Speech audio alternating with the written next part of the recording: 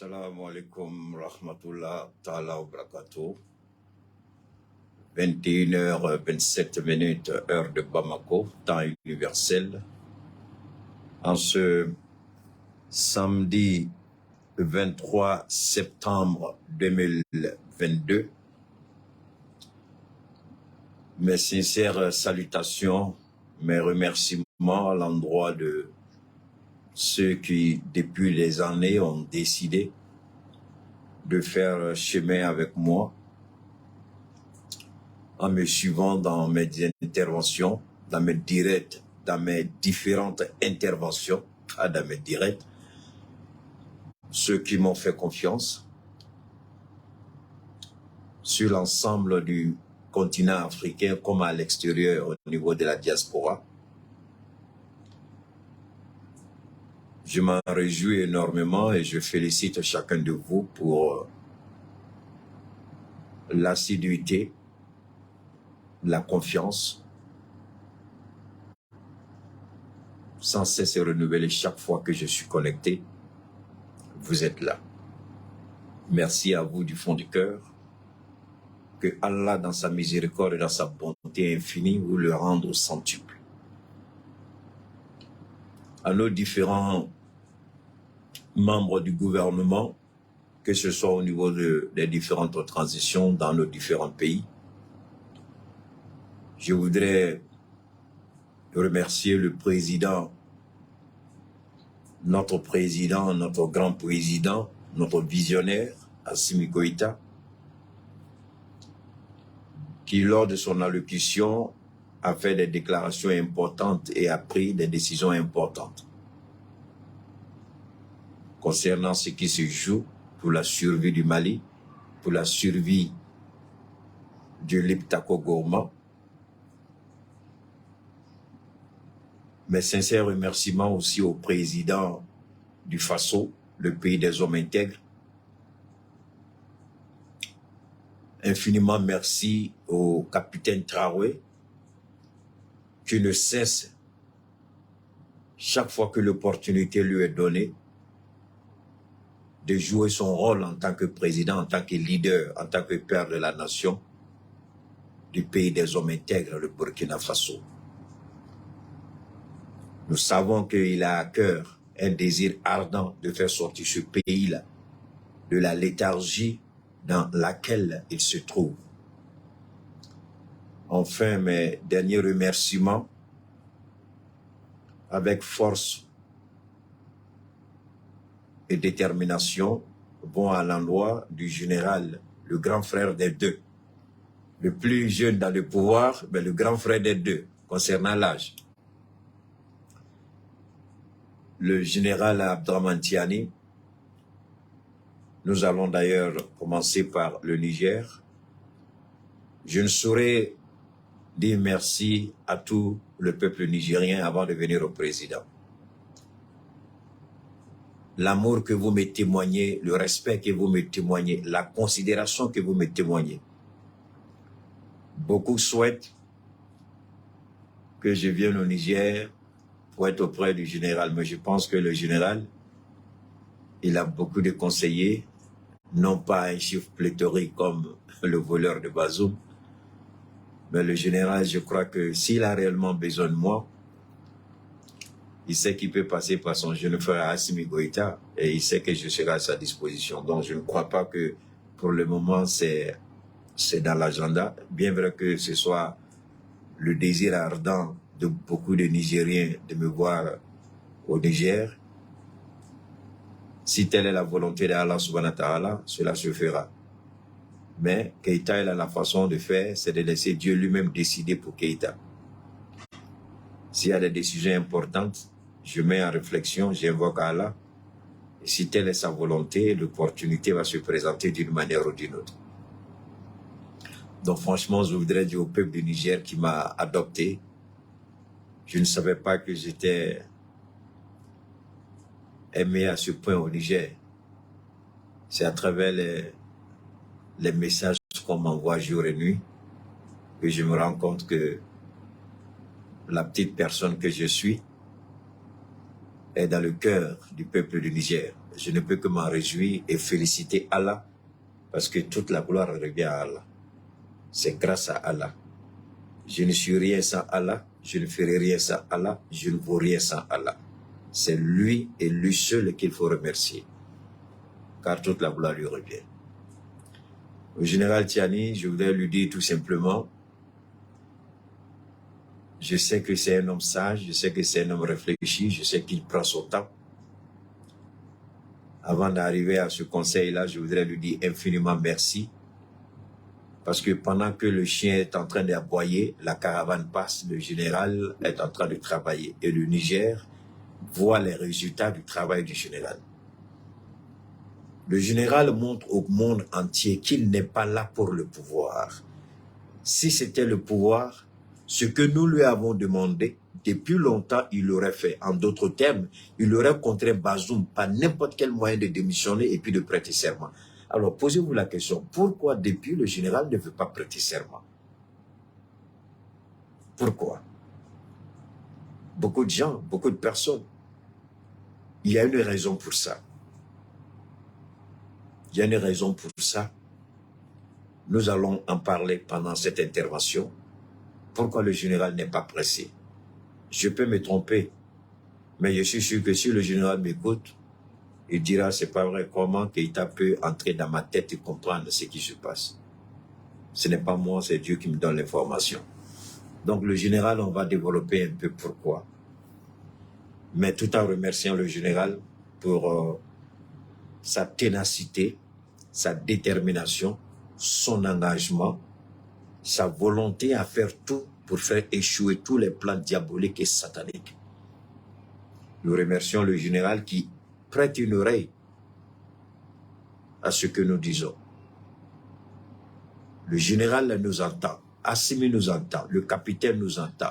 Pour preuve, le général et le président Assimi Goïta, ils ont pris deux grandes décisions après les différentes interventions que nous avons faites. Moi, je ne parle pas des autres parce que je ne connais pas leur agenda.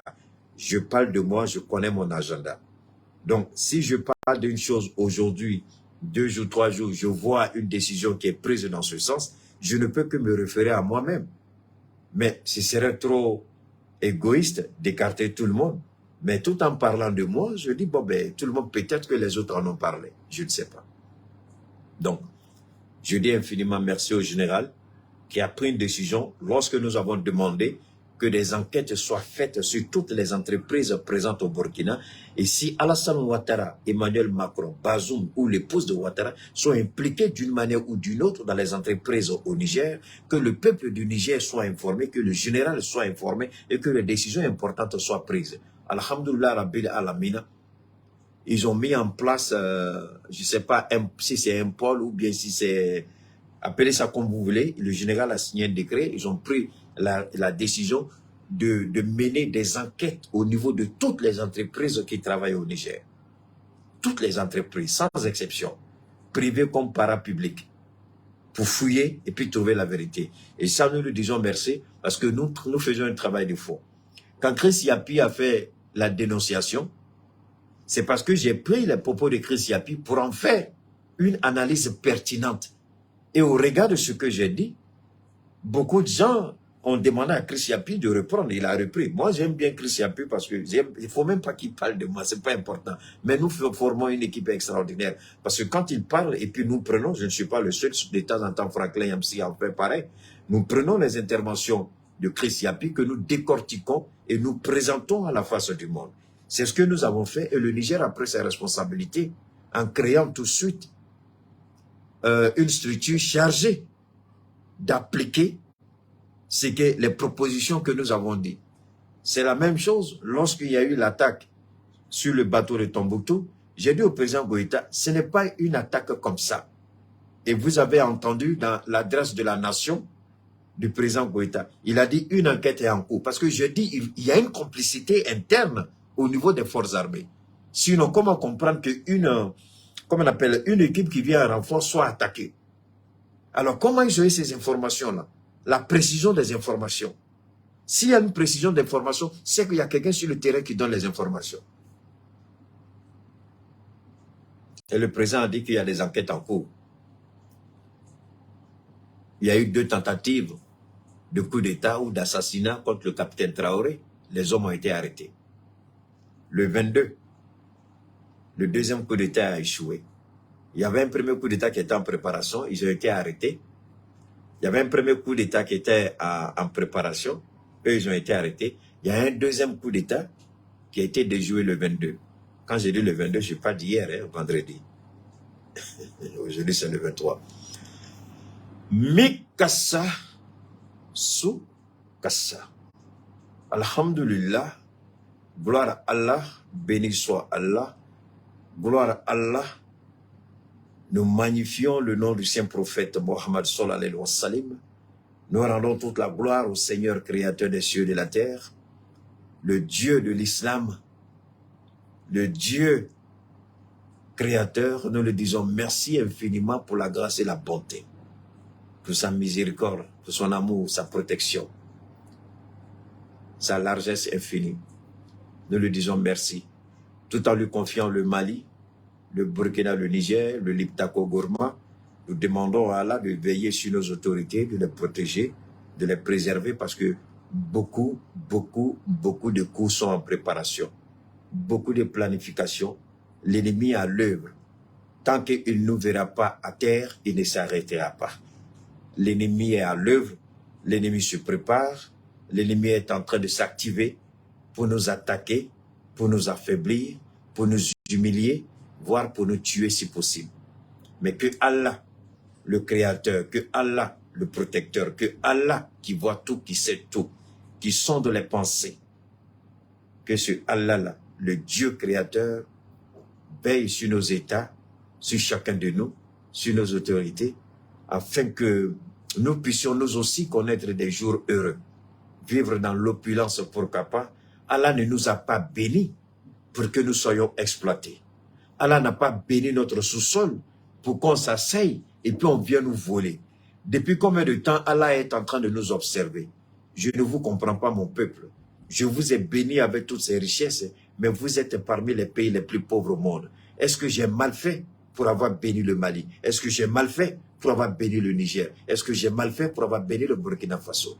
Voilà autant de questions que le Seigneur Allah lui-même se pose. Non, Seigneur Allah, tu n'as pas mal fait. L'ennemi à un moment donné a pris le dessus. Mais comme c'est une bataille, il a gagné un premier combat. Nous continuons. Allah, dans ta parole, tu as dit les premiers seront les derniers seront les premiers. Rien qu'à entendre ce qui s'est passé à la tribune des Nations Unies cette semaine, Allah l'éveille de la conscience. Mais vous n'avez pas eu l'idée de ce qui s'est passé. Avant de vous lire le communiqué du CNSP, commençons par le Togo. Si vous voulez bien. C'est vrai que je change beaucoup avec les Togolais qui se plaignent. Pourquoi ils semblent, selon leur compréhension, pourquoi je n'attaque pas Fort Yassingbe, pourquoi je fais la fleur à Fort Yassingbe, pourquoi, autant de pourquoi, beaucoup de pourquoi. On me dit, ils veulent la révolution, la même situation que ce qui s'est passé au Gabon, une prise de pouvoir sans effusion de sang. J'ai dit, si vous ne connaissez pas, il vaut mieux demander. Mais alors, avant de souhaiter avoir la même situation du Gabon au Togo, je vous demanderai de prendre le temps et de regarder ce qui se passe d'abord au Gabon. Est-ce que c'est la réalité ou bien c'est le mirage? Parce qu'il y a un mirage et puis il y a la réalité. Le mirage, c'est quand vous êtes sur le goudron, vous avez l'impression qu'il y a de l'eau dessus. Hein? Vous regardez au fond et puis vous avez l'impression à un moment donné que le ciel descend. Mais au fur et à mesure que vous avancez, vous voyez que le ciel ne descend jamais. Vous continuez seulement. Et par moments, sur le goudron, vous pensez qu'il y a l'eau, il n'y a pas l'eau. C'est un mirage. J'ai dit, faites beaucoup attention à ce que vous demandez à Dieu. Faites beaucoup attention à ce que vous voulez. Je ne souhaite jamais à aucun pays en Afrique d'avoir la même situation que ce qui s'est passé au Gabon. Parce que ce qui s'est passé au Gabon, il y a le revers de la médaille. Ce qui s'est passé au Gabon, c'est la pire situation qui puisse arriver à un pays africain. Ce qui est arrivé au Gabon, c'est la trahison. Le peuple gabonais va s'en rendre compte, ce n'est pas maintenant. Il y en a qui ont commencé à comprendre. Il y en a qui ont commencé à comprendre. Brice est un véritable voyou. Brice est une manipulation. Brice, je ne suis pas Chris Yapi. Mais Brice, il est loin d'être celui que vous croyez qu'il est. D'ailleurs, Brice, par le passé, ce président qui est au Gabon, une petite parenthèse, mon ami, il faut laisser l'ONU là, je vais parler, tu es pressé, pourquoi? Le gars Brice, c'est un voyou. Brice, c'est un vendeur de drogue. Brice, c'est un milliardaire caché. Le général Brice qui a pris pouvoir là, c'est un ancien vendeur de drogue. Il vendait de drogue avec le fils d'Ali Bongo qu'il a arrêté. Leur partnership, il y a eu un problème, ils se sont séparés. Vous croyez qu'il a arrêté le fils d'Ali Bongo parce que réellement le fils... Non, il y a un règlement de compte interne entre les deux. Mais il ne peut rien le faire, il le prend, il va le garder là, le faire souffrir un peu. Après, vous allez comprendre la situation. Ça sera comme le fils de Abdoulaye Wade. Brice est un ancien vendeur de drogue. Brice, c'est un milliardaire caché. Il a pris, Brice savait que après, ce que vous ne savez pas de Brice, je vais vous dire, après comment on appelle l'élection de Bongo là, que Ali voulait truquer encore là, après cette élection, parce que Brice savait qu'il y a une partie de l'armée, Brice a été informé par la DGSE qui est installée au Gabon, qui lui a dit, prends tes responsabilités, il y a un coup d'État qui est en préparation. Nous, on ne peut pas intervenir. Tu ne fais pas le coup d'État, dès la proclamation des résultats, les militaires vont prendre le pouvoir. Donc, ils ont anticipé avec la complicité d'Emmanuel Macron. Ils ont mis Brice là. C'est une marionnette. La prestation de pouvoir de Brice que j'ai critiquée. Aujourd'hui, la presse internationale est en train de décortiquer comment la prestation de Brice est faux.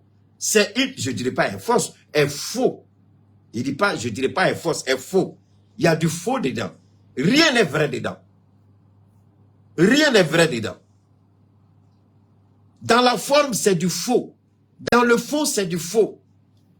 Donc, Brice, aujourd'hui, cette machination de la France a fait exprès pour pousser Brice à le faire, dans l'intention de l'avoir entre leurs mains. Et Brice, aujourd'hui, là, par rapport à cette mascarade de prestation de serment, il est aujourd'hui le pion de la France. Il ne peut pas s'en sortir. Mais il y a des Gabonais qui m'ont appelé.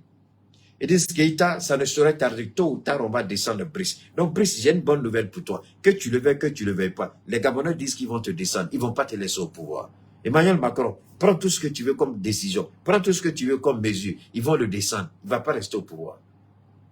Il ne mérite pas d'être au pouvoir. C'est la honte. C'est le pire président que l'Afrique pouvait avoir. C'est la merde que le président que l'Afrique pouvait avoir. Il n'est rien d'autre qu'un criminel. Il n'est rien d'autre qu'un coureur de jupons. Il n'est rien d'autre qu'un drogué, un soulard. C'est pas un président. C'est un fanfaron. C'est une marionnette. Brice ne voit absolument rien. C'est une marionnette manipulée. Il est dans la poche de la femme de, comment on appelle ça, d'Ali Bongo.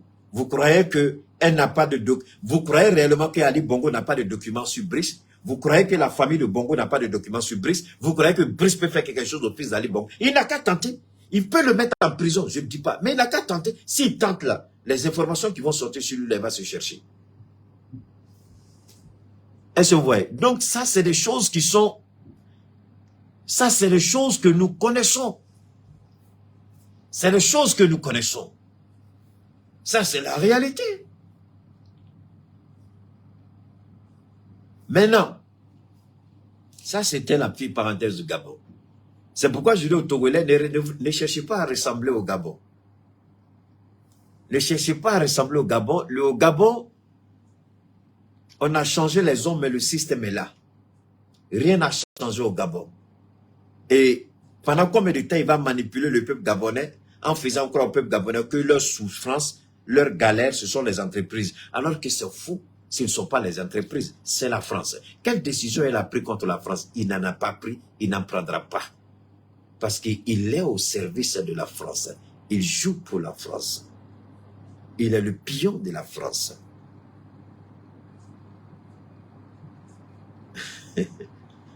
Bathily, ça va? Bon, si vous continuez à m'écrire ONU, ONU, je vous jure que je vais vous bannir. Personne ne va me donner un agenda ici. Vous venez vous écouter, vous n'êtes pas d'accord, vous partez. J'ai mon propre agenda. Ne venez pas m'emmerder ici. Si vous savez parler d'ONU, là, qu'est-ce qui vous empêche d'aller faire votre propre direct et puis parler de l'ONU? Qu'est-ce qui vous empêche de sortir, aller faire votre propre direct? Vous venez dans le direct des gens et puis vous voulez leur donner, je voulais les perturber. Ça veut dire quoi ça? Arrêtez ça. Respectez ceux qui suivent le direct avec vous. Je vois quelqu'un qui requiert encore ONU, ONU, au nom de Dieu, je bannis la personne. C'est rien de la provocation. Ça veut dire quoi ça? Respectez les gens qui sont là. ONU, ONU. Vous savez écrire, mais sortez, allez écrire. Ça vous suffit, non? Allez écrire et puis publier. Vous avez un compte, vous avez une page. Pourquoi c'est dans mon direct, vous venez écrire ça? Alors donc, je voudrais dire un grand merci à Fatmata Bathily-Nyang, la grande dame au cœur en or. Merci infiniment pour le mouvement Ambico, avec qui nous allons échanger tout à l'heure sur les actions. Sans oublier notre grand naturothérapeute Sanogo Suleiman avec le produit Damsa, la gamme de produits Damsa, autant pour moi. Donc, on va discuter de tout ça. Alors maintenant, de quoi s'agit-il? Vous vous rappelez, d'abord le Togo, je vous dis, mettez bas à terre, vous n'avez pas à ressembler au Gabon. Vous n'avez pas à ressembler au Gabon. Le Gabon, c'est une trahison. Le Gabon, c'est une trahison. Ne suivez pas. Maintenant, que s'est-il passé à la tribune des Nations Unies? Quand vous prenez la charte des Nations Unies, dans la charte des Nations Unies, il y a un certain nombre de dispositifs qui sont liés à ce qu'on appelle la Convention de Vienne sur le statut des relations internationales entre les États. Je dis bien entre les États, pas entre les personnes, mais entre les États. Donc, il y a le statut des États qui est déterminé par ce qu'on pourra vous dire, les accords de Vienne en Autriche. Beaucoup de choses ont été dites. Et les Nations Unies fonctionnent et travaillent avec les États.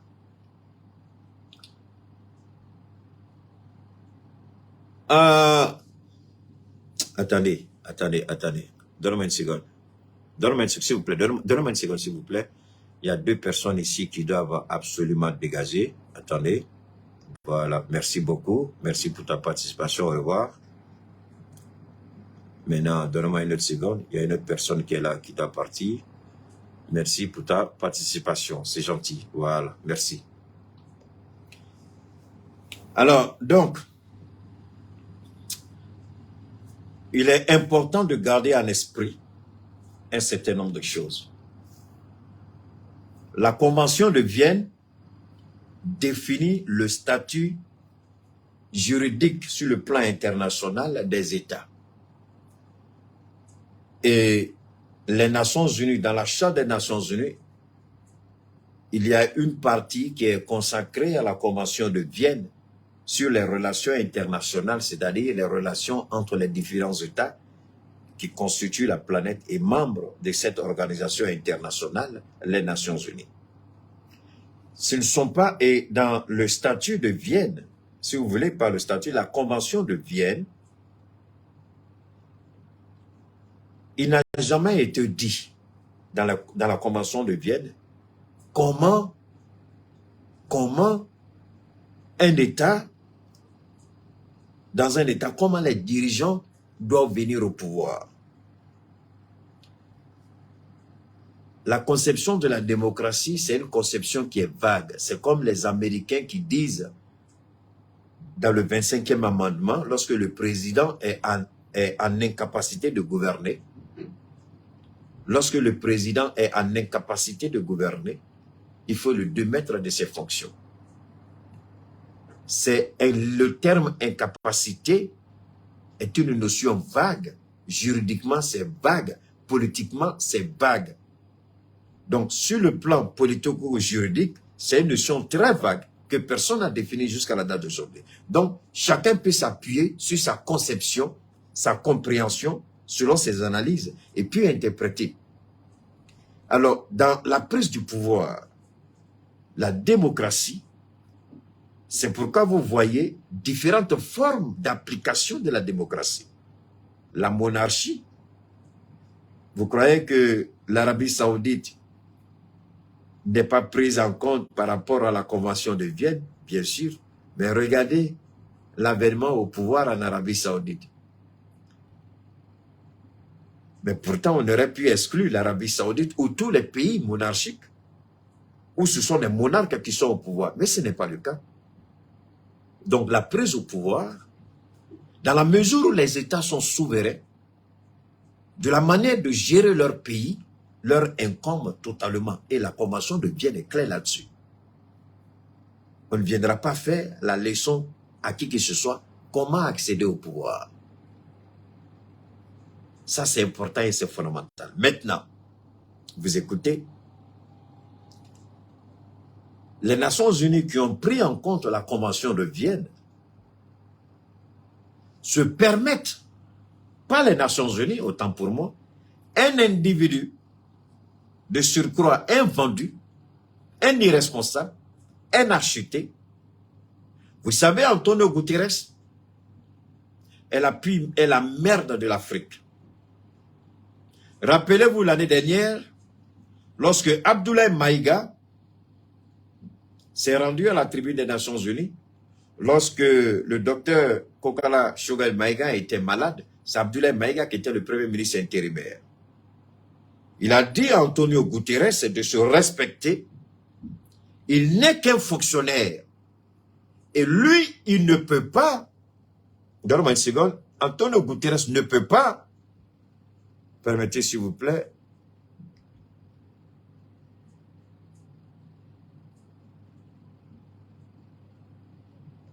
voilà, merci beaucoup, permettez-moi une seconde.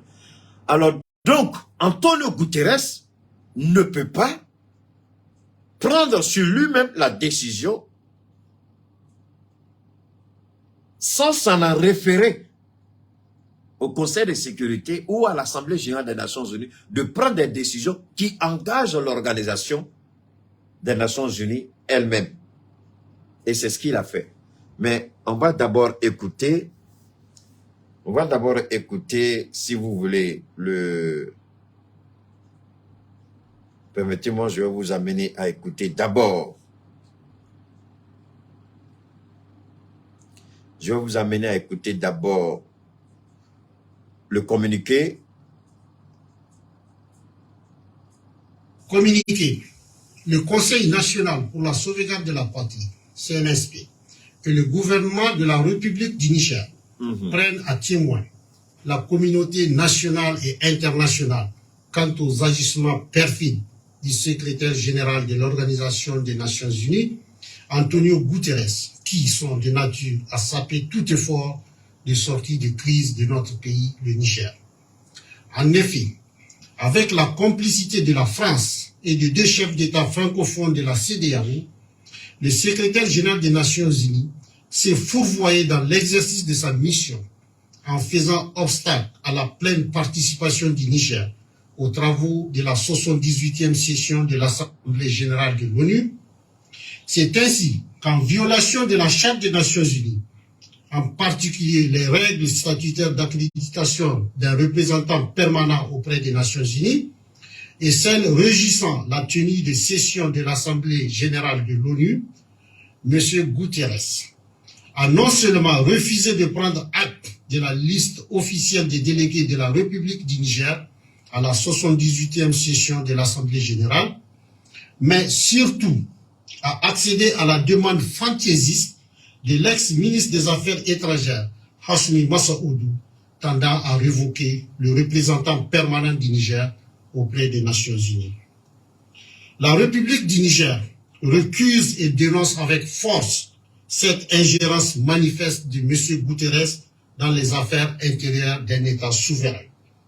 Cette manœuvre de sac participe d'une logique de privatisation des relations diplomatiques consistant à un deal cynique et entre copains pour faire taire la voix de la vérité et du bon sens au détriment du Niger et de son peuple.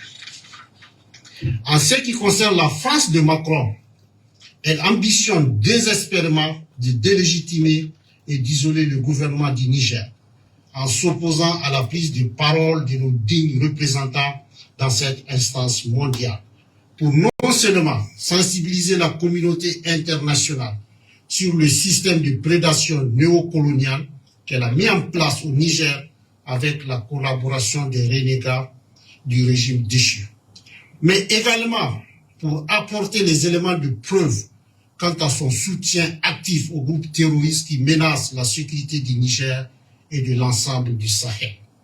Pour M. Guterres, il s'agit de soutenir ses amis nigériens de longue date, de l'international socialiste, c'est en intelligence avec l'acharnement de la France et de l'Union européenne à punir coûte que coûte le Niger et son peuple pour leur choix patriotique. Quant aux deux fugitifs, les ex-ministres Hassoumi Massaoudou et Al-Kash Al-Hada, il s'agit de trouver le prétexte et les soutiens au niveau international pour se soustraire à la justice nigérienne, devant laquelle ils devront pourtant impérativement répondre de leurs crimes et des actes de haute trahison commis à l'endroit du Niger et de son peuple. En tout état de cause, le CNSP et le gouvernement, forts du soutien indéfectible du peuple souverain, tiennent à rassurer les Nigériens de leur ferme détermination à défendre résolument les intérêts vitaux du Niger. Fait à Niamey le 22 septembre. Alors, vous avez entendu l'intégralité du communiqué. Avant de passer maintenant à l'analyse, notre décryptage, j'ai l'honneur de vous faire part de la création. Nous avons créé une autre page, vu que celle-là est beaucoup attaquée, vu que celle-là est restreinte pour des raisons que nous ignorons. Nous avons créé une page. La page, elle s'appelle Le Regard de Cheikh Oumar Keïta. Donc, je vous demande tous, de temps en temps, nous allons jongler. Allez vous abonner sur la page Le Regard de Cheikh Oumar Keïta, le grand regard autant pour moi de Cheikh Oumar Keïta. Le grand regard de Cheikh Oumar Keïta, c'est collé. Vous allez écrire Le grand regard de Cheikh Oumar Keïta, c'est collé. C'est la nouvelle page que j'ai créée et que je vais vous montrer un peu à quoi ça ressemble. Je crois que j'ai envoyé, le temps qu'on continue, j'ai envoyé à des amis, j'ai envoyé à mes différents groupes, mais je vais vous montrer rapidement, je crois que j'ai envoyé, oh là là, je ne vois pas ça ici, c'est pas grave, c'est pas grave, c'est pas grave, c'est pas grave, c'est pas grave. Voilà, Bachili, si vous avez le lien, vous pouvez donner le lien après. Le regard de Cheikh Oumar Keïta, c'est la nouvelle page que nous avons créée et nous allons de temps en temps jongler entre les deux. Donc, allez vous abonner là-bas, c'est la nouvelle page Facebook. N'oubliez pas de vous abonner ici, Cheikh Oumar Keïta. Abonnez-vous, suivez-nous, aimez la page, partagez sur toutes les plateformes des réseaux sociaux et bien entendu dans tous les groupes. Sur la page YouTube, c'est Keïta Cheikh Oumar. Sur TikTok, c'est Keïta Cheikh Oumar. Sur toutes les 3 pages, maintenant 4 pages, 2 pages Facebook, le regard de Cheikh Oumar Keïta. Et Cheikh Oumar Keïta, abonnez-vous massivement à toutes ces pages-là parce que vous allez avoir l'exclusivité de toutes nos interventions sur ces différentes pages. Alors, on revient au communiqué maintenant. Le communiqué, il est clair, il est sans ambiguïté. Lorsque la France, l'année dernière, avait payé le secrétaire général des Nations Unies, Antonio Guterres, la France l'avait payé et a demandé et a demandé que France 24 et RFI aillent interviewer le secrétaire général des Nations Unies. Ils ne l'ont pas fait. Au moment où les soldats ivoiriens avaient été arrêtés, les 46 mercenaires d'Alassane Ouattara, appréhendés au Mali comme des voleurs, donc ils ont payé. Le même Bazoum qui est aujourd'hui en détention, et l'idiot secrétaire général des Nations Unies, le pervers secrétaire des Nations Unies, le vendu et corrompu. Il a osé dire au Mali que le Mali n'agissait pas selon le droit international et que ces soldats ivoiriens étaient sur le territoire malien pour aider et qu'ils ne comprenaient pas pourquoi on les arrêtait comme des terroristes, comme des mercenaires. Et le ministre, le premier ministre intérimaire d'alors, le ministre d'État, le ministre de l'administration territoriale et de la décentralisation, le colonel Abdoulaye Maïga, a répondu devant le monde entier à Antonio Guterres et l'a mis à sa place. Et depuis lors, il a fermé ses groins et ses clapets. Vous voyez, ce qui me gêne un peu dans la situation du Niger, malgré le respect, la considération que j'ai pour le général qui fait un travail extraordinaire en si peu de temps, il a réalisé tellement de belles choses au Niger. Mais nous sommes dans un monde de prédation, dans un monde où tu manges, où tu es mangé, dans un monde où souvent les valeurs auxquelles nous nous aspirons, on ne les considère même pas. Mais dans un monde où on se fout éperdument de nous. Vous avez écouté l'intervention du ministre des Affaires étrangères du Togo, M. Ducet, je crois, professeur Ducet. Vous l'avez entendu. Comment il a mis la France à sa place. Comment il a interpellé Alassane Ouattara qui ne cesse de mentir matin, midi, soir. Je suis héritier du fouet. Il dit non. Non. Le Togo n'a jamais fait la guerre et le Togo ne sera jamais une base arrière pour déstabiliser son voisin. Il dit, vous prétendez nous aimer alors que vous ne nous écoutez même pas. Vous prétendez parler pour nous, vous prétendez nous enseigner, vous prétendez nous dire ce qui va avec nous, mais vous ne nous écoutez même pas. Vous ne connaissez même pas nos aspirations. Est-ce que vous pouvez nous aimer mieux que nous-mêmes? Comme l'a dit le président Assimi Goïta, c'est ce que le Togo a dit à travers son ministre des Affaires étrangères. Vous avez écouté. Je n'avais pas prêté une oreille très attentive à l'intervention du ministre du Togo. Je me dis, oh boy, il allait faire le même ballet folklorique. Mais c'est après avoir écouté, il y a un jeune, je crois qu'il est camerounais, mais il adore beaucoup Laurent Gbagbo, jeune conscient. Comme lui, je le regarde souvent. Donc, c'est lui qui a fait passer, et puis j'ai écouté. Ensuite, je suis allé, et puis j'ai écouté l'intégralité de l'intervention du ministre Ducet. Je crois que c'est Ducet, un truc comme ça. Le grand diplomate. Je l'ai écouté. J'ai dit, waouh. Waouh. De lui à Doumbia, je ne sais pas qui a frappé fort. Parce que Doumbia aussi a frappé. C'est vrai qu'au lendemain de l'intervention de Doumbia Mamadi, Chris Yapi a sorti une enquête sur lui par rapport au bien mal acquis, par rapport à la... Bon, ça, ce sont des enquêtes de Chris Yapi que nous respectons beaucoup. Mais moi, je dis toujours, même si quelqu'un vole, le jour où il fait le bien, il faut reconnaître qu'il a fait le bien, mais tu sais que c'est un voleur. Mais ce n'est pas parce que c'est un voleur que même quand il fait le bien, tu dis qu'il n'a rien fait. Doumbia, il a bien parlé. Il peut être, peut-être qu'il a fait des conneries que Chris Yapi sait. Peut-être qu'il croit trouver un allié à Alassane Ouattara. C'est lui, c'est Dieu qui... S'il se trompe là, Dieu l'attend au tournant. Parce qu'il sait comment il a pris le pouvoir. Robert Ducet, merci beaucoup, Robert Ducet. Donc, Doumbia, il a très bien parlé. Pour le moment, je m'en tiens à ça. Le reste, là, on va voir ça après. On ne peut pas tout faire en même temps, on va étape par étape. L'intervention de Doumbia Mamadi et de Robert Ducé, merci pour le nom, aujourd'hui sonne le glas. C'est la rupture. La rupture est totale. Je dis bien, la rupture est totale. Que Alassane Ouattara le veuille, je m'en fous éperdument. Que Alassane le veuille, dormez une seconde, ne venez pas mettre vos adresses ici, là. Tu viens mettre adresse email là, non, on fait quoi avec ça? Il faut enlever ton adresse email. On n'a pas besoin de ça ici. Donc, que Alassane Ouattara le veuille, qu'il comprenne que les temps ont changé. L'Afrique ne veut plus être à la merci. On ne doit plus, un Africain ne doit plus se servir de sa position pour essayer de dominer, de corrompre, de vendre d'autres Africains aux colons blancs, aux maîtres blancs. C'est fini. C'était le message de Togo.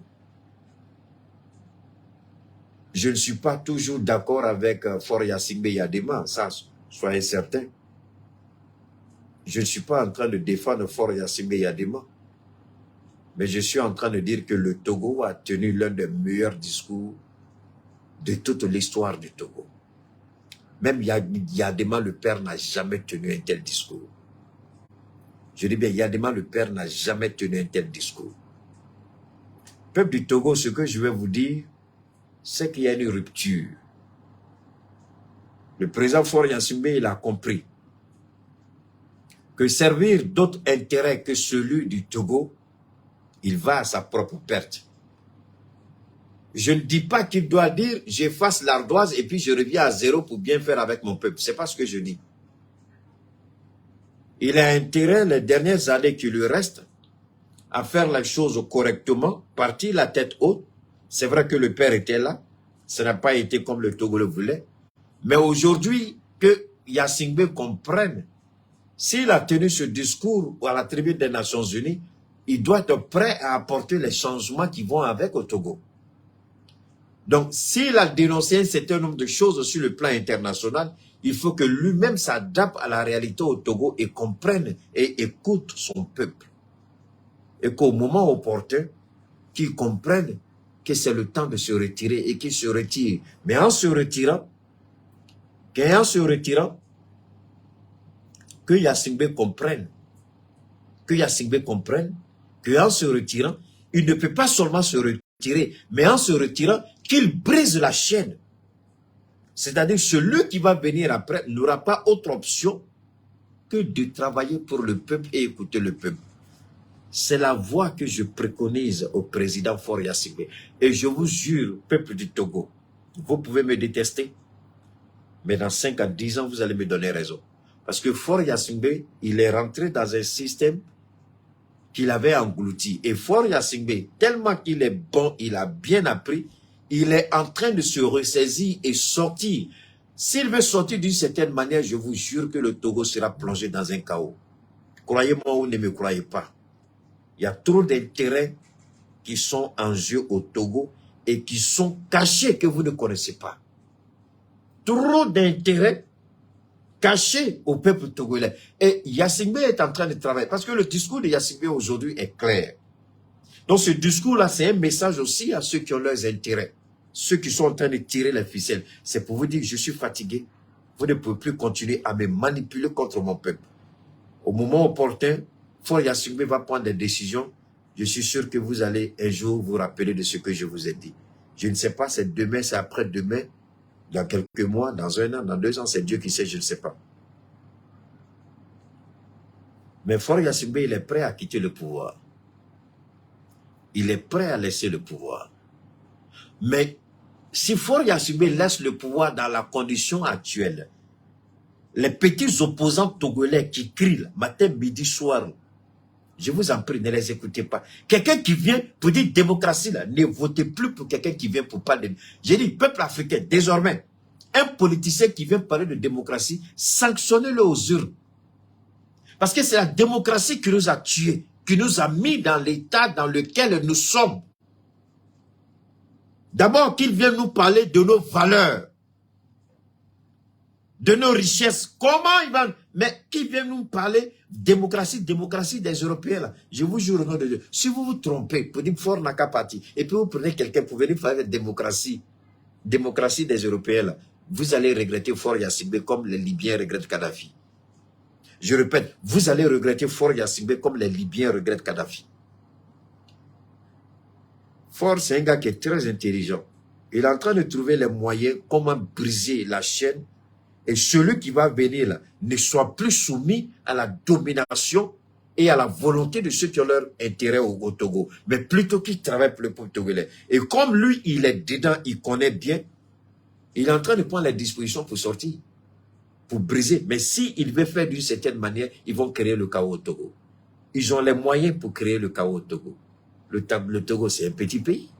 Pour créer le chaos, là, c'est très facile. Donc, je demande aux Togolais d'être légèrement un peu patients. On ne construit pas la vie d'une nation par rapport à la vie d'une personne. Le Togo est plus important que chacun de vous, pris individuellement. Même le Togo est plus important que le président Faure Gnassingbé. La nation togolaise va rester. Mais le président togolais va partir. Alors, si vous croyez que c'est quelqu'un qui va venir avec sa boute mielleuse, là, vous croyez que c'est lui qui va faire, il va faire descendre l'or, le diamant, tout, et puis faire de Togo le Dubaï en un an, vous avez menti. Réveillez-vous, ça n'arrivera pas. C'est le travail acharné, la détermination, l'engagement.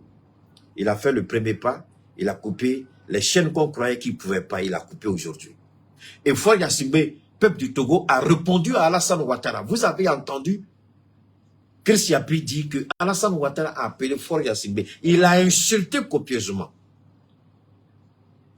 J'ai dit, si tel était le cas, que les gens cherchent à vérifier si c'est vrai qu'il demande au président togolais qu'est-ce qui s'est passé pour qu'Alassane l'insulte comme ça. Mais vous savez, le monsieur là, il est trop fort en politique. Il est très fort en diplomatie. Je dirais pour le moment, de tous les hommes politiques de l'Afrique de l'Ouest, je ne parle pas de nos 3 chefs d'État, c'est des militaires. Donc on ne va pas les mettre dedans. Je dis de tous les présidents de la CEDEAO, les politiciens, là, il est le meilleur parmi eux tous. Hein, Togolais, vous allez vous plaindre, je suis d'accord avec vous. Plaignez-vous, mais arrêtez de vous plaindre. Parce que plaignez-vous pour des bonnes causes, ne vous plaignez pas. Ah, c'est comme ça, c'est comme ça. Vous regardez, ah bon, vous regardez que c'est États-Unis, vous regardez que c'est comme ça. Regardez la France, regardez l'Allemagne. Je ne dis pas qu'il est bon, il doit partir, c'est une certitude, mais réfléchissons. Alassane Ouattara a insulté ce monsieur copieusement. On a reçu l'information par Chris Yapi. Il ne s'est pas pressé. Il a pris son mal en patience comme un bon diplomate. Il a pris son mal en patience comme son père l'a enseigné. Il a pris son mal en patience comme il a vu avec Oufoué. Il a pris son mal en patience comme l'Afrique nous l'enseigne. Il s'est calmé. Il a regardé Ouattara. Il dit, je sais comment je vais avoir Ouattara et comment je vais humilier Ouattara. Il ne s'est pas déplacé. Il n'a même pas envoyé. Regardez ce que l'Afrique fait aujourd'hui. Avant, c'était le président qui courait pour aller à la tribune des Nations Unies. Mais aujourd'hui, regardez qui le Mali. Le Mali n'a même pas envoyé son premier ministre. C'est Abdoulaye Diop qui est parti. Je n'ai pas vu le premier ministre du Mali, j'ai vu Abdoulaye Diop. Hein? Qui était là-bas encore? Burkina. Burkina n'a pas envoyé son premier ministre. Ils n'ont même pas envoyé le ministre des Affaires étrangères. Ils ont envoyé un autre ministre là, au Burkina. Là. Burkina aussi a envoyé un autre ministre. Donc moi je dis quelque part, ne créez pas de débat ici, hein. C'est un civil, c'est un militaire, en quoi est-ce que ça vous regarde? Je vous en prie, arrêtez ça ici. Donc maintenant là, regardez le Mali. J'avais dit que le Mali boycotte. Le Mali a boycotté, mais le Mali n'a pas boycotté. J'ai dit que le Burkina boycotte. Ils ont boycotté, ils n'ont pas boycotté. Qui ils ont envoyé? Qui ils ont envoyé? Regardez les gens qu'ils ont envoyés. Mais avant là, c'est pas les Oufoué là qui couraient pour aller. C'est pas les Yadema. Même notre grand Thomas Sankara, il est parti. Même notre grand Thomas Sankara, il est parti. Mais regardez qui ils ont envoyé.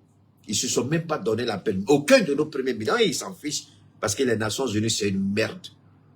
C'est une merde. C'est une merde. Donc, au peuple du Niger, le Mali avec le Niger. Ce qui s'est passé, cette machination-là, c'est un coup qu'on nous a donné. On ne nous a pas abattus. On nous a donné un coup et on a retenu. On a pris bonne note, on a compris la leçon. On a compris que la France veut jouer par tous les moyens, passer par tous les moyens, avec le soutien de ses vassaux, de ses complices, de ses criminels, de ses assassins, ces présidents voyous irresponsables et inconséquents, la saleté de Macky qui a été hué. Macky Sall a reçu sa dose parce qu'il a été humilié comme un poisson pourri. Il a été conspué. Il a été hué dans les rues de New York. C'était les photos placardées partout. Des crimes qu'il a commis. Chaque fois qu'il passe dans un carrefour, tu vois panneau, le panneau là, non? Panneau lumineux, on montre les crimes qu'il a commis. Il tourne sa tête là-bas, c'est les crimes. C'est-à-dire que Macky Sall pouvait... Non, la diaspora sénégalaise, je vous tire mon chapeau. Bravo, excellent travail. Macky Sall a eu l'humiliation de sa vie. C'est comme ça qu'il faut répondre aux dictateurs, aux criminels. Alors, donc, on a vu que quand vous écoutez l'attitude, je reviens à Antonio Guterres, nous on reste tranquille. Mais avant de revenir à Guterres, Faure Gnassingbé a répondu à Alassane Ouattara. Jamais le Togo ne sera une base arrière pour déstabiliser le Niger. Toi, Alassane Ouattara, qui veut déstabiliser le Niger aujourd'hui, rappelle-toi, lui a dit le Togo à la tribune des Nations Unies. Quand tes mercenaires ont été arrêtés au Mali, c'est la médiation togolaise qui a permis leur libération. Quelle honte. Le vieux, il a eu honte. Il ne s'est pas pressé, Faure Gnassingbé. Il a pris son temps, il a réfléchi, il a regardé Ouattara, il a frappé plein dans le mille. Il a humilié le président Ouattara. Il a humilié la France. Il a humilié Macky Sall. J'ai reçu des informations comme quoi que les soldats béninois qui étaient stationnés à la frontière avec le Niger ont commencé à se retirer. Vrai ou faux, c'est Dieu seul qui sait. Je ne rentre pas dans ces choses-là. Pour le moment, nous savons que notre dispositif militaire va rester en place.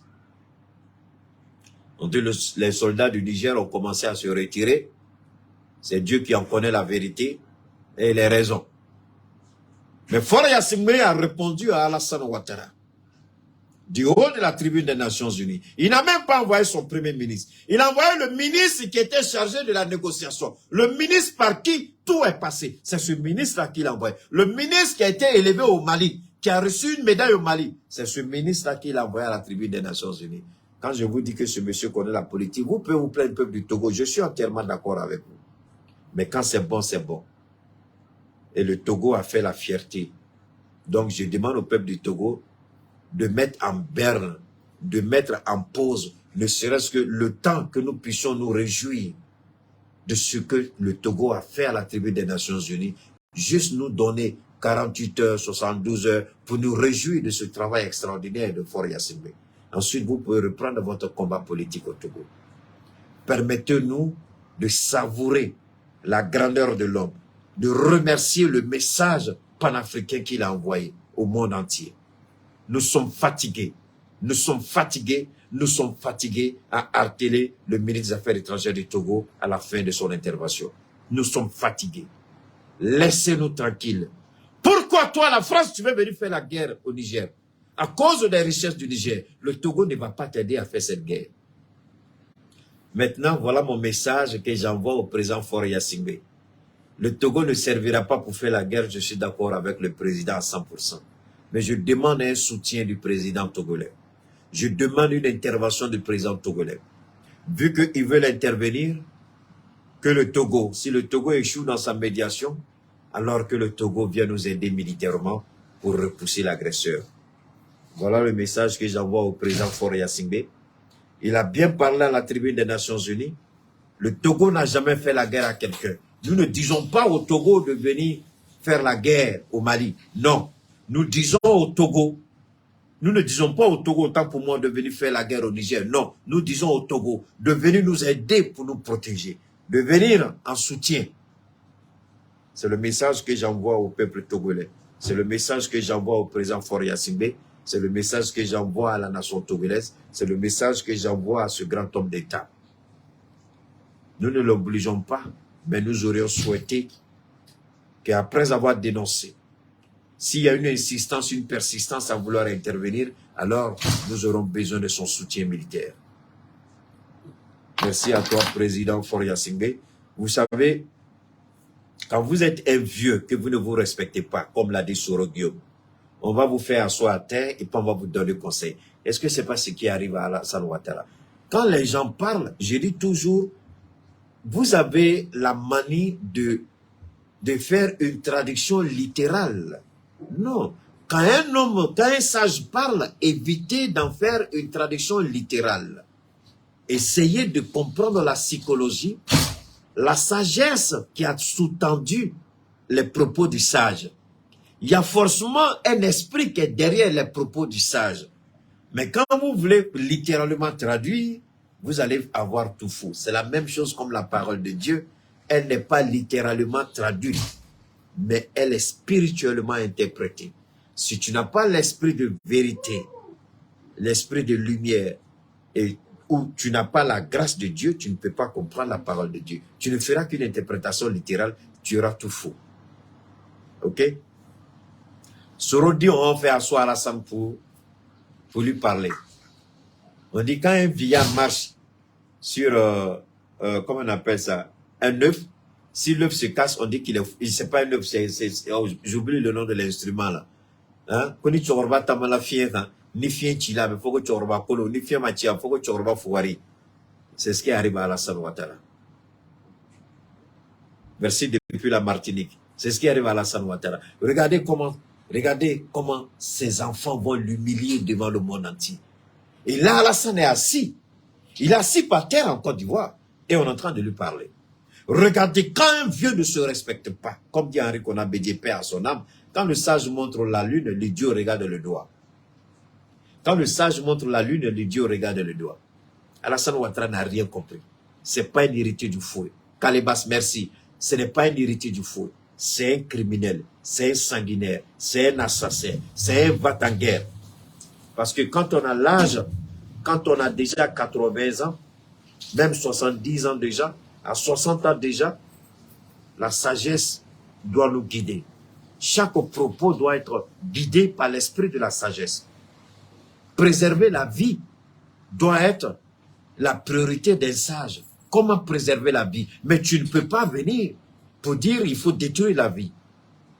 Mais écoutez, donc si lui veut faire la guerre au Niger aujourd'hui à cause de ses intérêts, ça veut dire que ces intérêts-là n'ont pas été acquis de façon régulière. Chris Yapi, dans son enquête, l'a développé. L'argent au niveau des entreprises BTP, dont Ouattara et Dominique sont les responsables, mais qui ont été créés au nom et avec certains jeunes du Niger. Mais c'est Ouattara, ça appartient à Ouattara. Mais ce sont des entreprises qui préfinancent elles-mêmes leurs travaux à hauteur de milliards. Mais comment une entreprise qui vient de naître, qui appartient à des jeunes Nigériens, peut préfinancer des constructions mais regardez, et ces entreprises d'achat, ces entreprises que Bazoum a tout donné au Niger. Donc nous demandons au général Tchani de regarder l'entreprise BTP, il y en a 2 que Chris Yapi a pu, il y en a peut-être beaucoup, mais il a vu seulement 2. Nous demandons au général Tchani de mener des enquêtes sur les entreprises BTP d'Alassane Ouattara au Niger et sur les mines d'or et d'uranium d'Alassane Ouattara au Niger. Parce que c'est à cause de ça qu'il veut tuer. Et lui, il se dit musulman. Voilà ce qui souvent me torture l'esprit. Comment on peut être musulman et puis agir comme ça? Est-ce que celui-là, il est réellement un musulman? Posons-nous la question, posez-vous la question. Alors, donc, nous avons des défis au niveau du Litako gourmand. Les défis sont énormes. Les défis sécuritaires. D'abord, je voudrais dire merci au président Assimi Goïta qui a pris la responsabilité de lancer une enquête. C'est ce que j'avais demandé. Vous vous souvenez? J'ai dit, il faut une enquête. comme le capitaine l'a fait, il est en train d'arrêter en ce moment tous les traîtres qui sont au sein de l'armée. Tous ceux qui sont en train de travailler avec Ouattara dans le noir, avec Macron, ils sont en train de tous les débusquer. Et il y a une enquête qui est en cours au Mali en ce moment, et l'enquête donnera ses résultats. Je suis ravi d'avoir eu l'idée, je suis ravi que je me retrouve dans la dynamique du gouvernement, de faire une enquête. Parce que forcément, il y a une fuite quelque part. Forcément, il y a une taupe quelque part, sinon des taupes quelque part. Forcément, il y a des traites à l'intérieur de notre armée. Ces attaques auxquelles nous avons assisté, ces attaques coordonnées, Job parle, ok, merci, ces attaques coordonnées, dont nous avons été objets, il faut des informations précises sur le terrain. En d'autres termes, il faut avoir des taupes à l'intérieur de notre commandement militaire. Je n'accuse personne, mais je demande que des enquêtes poussées soient faites à tous les niveaux pour voir qui est responsable, qui est impliqué. Parce qu'il y a des gens impliqués dedans. Tant qu'on ne va pas dénicher ces taupes, parce qu'on veut nous faire croire que ce sont des attaques terroristes isolées. Moi, je ne suis pas d'accord. C'est sur la base d'informations crédibles de certaines taupes achetées, vendues et achetées par la France, par Ouattara, des militaires qui travaillent en collaboration avec Ouattara, dans le dos d'Assimi Goïta, dans le dos du peuple malien, dans le dos de l'armée malienne, dans le dos de la hiérarchie malienne. Il y a des militaires qui donnent des informations. Nous ne pouvons pas accepter. C'est pourquoi nous insistons, et je remercie Allah, je remercie le Seigneur, et je remercie le président Assimi Goïta. Le peuple malien doit savoir. Je n'accuse personne. Mais je dis, j'insiste, il y a forcément une taupe quelque part. Quand la France était là, elle donnait les informations. Quand la France avait les moyens de faire voler ses drones, elle donnait ces informations. Mais aujourd'hui, la France n'a pas le contrôle. C'est pourquoi la dernière fois, je ris par moments avec mes jeunes frères qui sont les journalistes maliens souvent, qui donnent des informations en Bambara, qui disent que la France nous connaît, la France a la cartographie du Mali, la France connaît les camps militaires, la France connaît. Bon, j'ai l'impression que de la France dont ils parlent, là, cette France-là, elle ne meurt pas. Alors que la France, elle est là, mais c'est les hommes. Les hommes changent, les systèmes changent. Alors, moi, ce que je voudrais dire à mes jeunes frères, sans faire la leçon à qui que ce soit ou donner à me croire plus fort que qui que ce soit, je voudrais dire à mes jeunes frères au Mali, je vais le dire en Bambara rapidement et en français, donc, nous, Francisco là, Minismanko là, Francis Bandon, Mali Kartibé, Francis Bolo, Abeta, ne me y'a ko doni quoi. Mais y'a ko mouna, parce que, avec, donc on met position dans les cas, position, bon, ou quand on a matin, à te comme fait nos quatre mots quand même, blaster dans le lot. Ou quand est toi, comme on y a un militaire, n'y a pas de chambre, non, ou quoi, y'niga. Militaire là, kibara di chugo la befo, kibara meti bi kibaria oti sini kibaria. Donc, il me kibaria di bi, surasima, atseka barakena e sini. Parce que sini, abseka fewara suranye. Sini, abseka kowara suro, e kibaria di mumako abe, ima même nous nafra kouye, otajou mene, nous ta, c'est en temps réel. Parce que ni kibara, ni kelea djedron a benyamina. Bon, dogo yoro ni be dogo djedon ni quoi. Hein? Parce que monte Francis Bolo bika fo mu me kibara de dongo do. Ok, sur la suite donc kase ika keleke kasago sur la dongo do kibara de do. Chaque minute kibara be di ero eri kibara iba la je kibara bi bolo erina. Est-ce que kibara kele de do? Iba la je ibo de la je fukata se keleke kumama ou bien intervention ke kumama ni au sétier no au sétier bolo ika kibara ko konia ni tarana edro yeshudi sur la cible beau fina. Alors donc ce que je disais rapidement en Bambara, souvent on a tendance à confondre un tout petit peu la France et la France ceci, la France cela, mais arrêtons la France, oui, la France avait certaines informations. La France disposait de certaines informations. Mais à la date d'aujourd'hui, dans le service, dans l'opération militaire, autant pour moi, dans les actions militaires, dans les interventions militaires, on parle d'une chose importante, c'est-à-dire en temps réel. L'expression temps réel dans le jargon militaire est très significatif. Je dis bien, l'expression temps réel dans le jargon militaire est très significatif. Tu ne peux pas faire une intervention militaire si tu n'es pas en temps réel. Et l'information qu'on te donne aujourd'hui, si cette information n'est pas une information en temps réel demain, tu t'amuses à intervenir, tu es un homme mort, tu vas à l'abattoir. Donc souvent j'entends mes jeunes frères dire, la France, mais la France n'a plus cette opportunité d'avoir l'information en temps réel au Mali. La France n'a pas les moyens d'avoir l'information en temps réel. Il faut à la France des taupes au sein de notre armée pour donner à la France certaines informations en temps réel. Laissez-moi, on a tous des amis militaires, on a tous des parents militaires. Je vous demande pardon, je suis un menteur. Allez demander à vos parents militaires qu'ils vous disent la vérité si je me trompe ou pas. Allez leur demander. L'information c'est en temps réel. L'information qu'on t'a donnée hier, pourquoi les gens ne peuvent plus intervenir au Niger? Parce qu'ils n'ont plus l'information. Et même si on n'aime pas les Américains, même si on a un problème les Américains, au moins, disons merci à Allah, parce que les Américains, pour le moment, ne donnent pas les informations à la France. Et même s'ils donnent les informations, la France aujourd'hui n'a pas les moyens de se déplacer, parce que l'armée française est clouée au sein du camp 101. Donc la base militaire française ne peut pas. La base militaire française, les militaires qui sont à la base militaire française au sein du camp militaire nigérien 101 à Niamey, près de l'aéroport, ils ne peuvent pas. Continuez de partager. N'oubliez pas de vous abonner à la page de Cheikh Oumar Keïta. Il y a la nouvelle page que nous avons créée qui s'appelle Le Grand Regard de Keïta Cheikh Oumar. Je vous en prie, allez vous abonner. C'est une nouvelle page. Elle a été créée seulement aujourd'hui.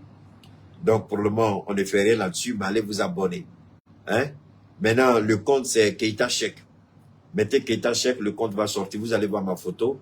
La page, c'est Le Grand Regard de Keïta Cheikh Oumar. OK? Allez vous abonner, je vous en prie. Dès qu'on finit ici, tout le monde, allez-y vous abonner. Pour que si on nous fatigue ici, le jour où on reste notre visibilité ici, on se rabat là-bas. On fait notre direct.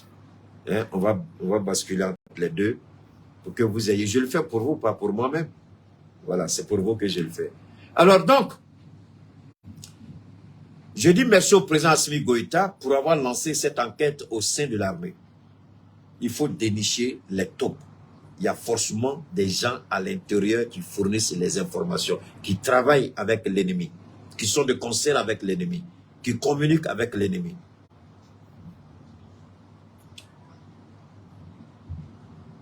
Alors le livre Tako Gourmand, nous avons beaucoup de défis. Je voudrais aussi rapidement lancer à nos 3 présidents. Ils sont dans la rédaction actuellement de, je dirais pas de la charte du livre Tako Gourmand, la convention qui va lier les 3 États. Je voudrais qu'ils insistent sur les frontières entre les 3 États. S'il y aura la libre circulation entre les 3 États, je souhaiterais que les différents directeurs généraux des différentes polices de nos 3 États, qu'on les appelle avec leurs collaborateurs pour leur donner des leçons sur ce qu'on appelle la libre circulation des biens et des personnes. De sorte que, si le LIP Tako Gourmand rentre en activité, qu'ils arrêtent de racketter au Mali le commerçant burkinabé, qu'ils arrêtent de racketter au Burkina le commerçant nigérien, qu'ils arrêtent, que la police arrête le rackettage à l'intérieur des 3 États, des biens, avec des personnes qui se déplacent. Et si on dit qu'il n'y a pas de frontières, donc il n'y a pas de taxes douanières entre les États.